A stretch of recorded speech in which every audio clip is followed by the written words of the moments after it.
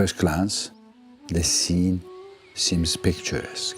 Farmers, men, women, and children working in a field of flowers. Very quickly, it becomes clear that their livelihood is the poppy flower. In the last 30 years, the cultivation of poppies has decreased. It is concentrated in the southern provinces under Taliban control now.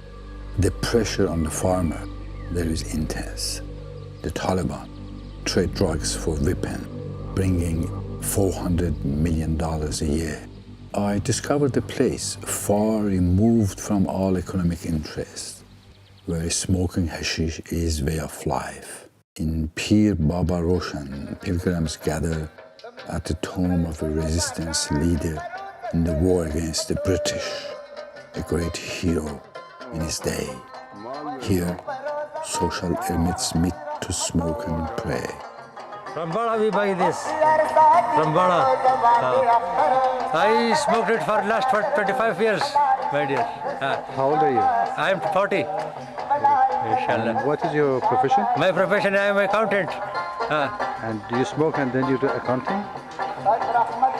Yes, when I work, go for work, I do not smoke. When I free from my work, then when I smoke it, I become relaxed. I become cool down. That motions, extra motions come quite, and I tend to do good works. Yes, like this motion, good using.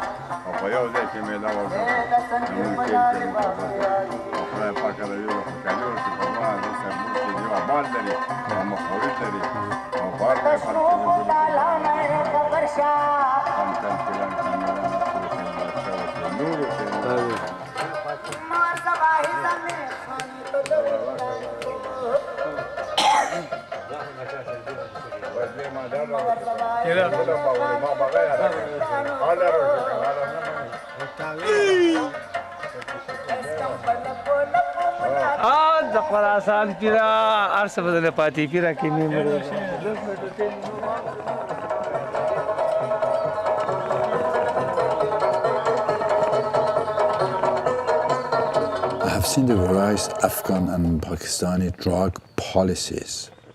First, there was the widely publicized destruction of poppy field. They wanted to replace them with roses.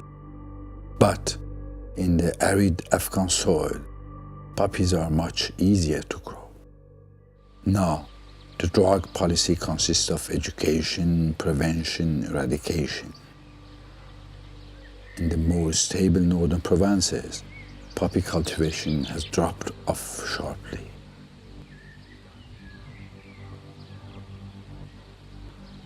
Meanwhile, a fungus destroyed a third of the crop in 2010. Nevertheless, throughout my travels in the past few years, I have noticed that the country's drug consumption has increased with the number of laboratories on either side of the Pakistan-Afghan border that transform opium into heroin. The drugs are transported along the southern road, passing through the Taliban-controlled provinces and crossings mountainous chains in the tribal regions before crossing the whole Pakistan and finally reaching Karachi, an international hub in the drug trade. 40% of Afghan opiates come through here. In the abandoned neighborhoods of Karachi, the ravages of drug use are clear to see. Men shooting up, syringes lying around, children wandering about, and the continuing spread of AIDS. The organization of an entire society is unrevealing. For decades, the Arte Foundation has been gathering the bodies of victims and burying their remains. Recently, the UN has launched a program to help drug addicts. The hope is to keep these primary victims of the drug road from slipping further into hell.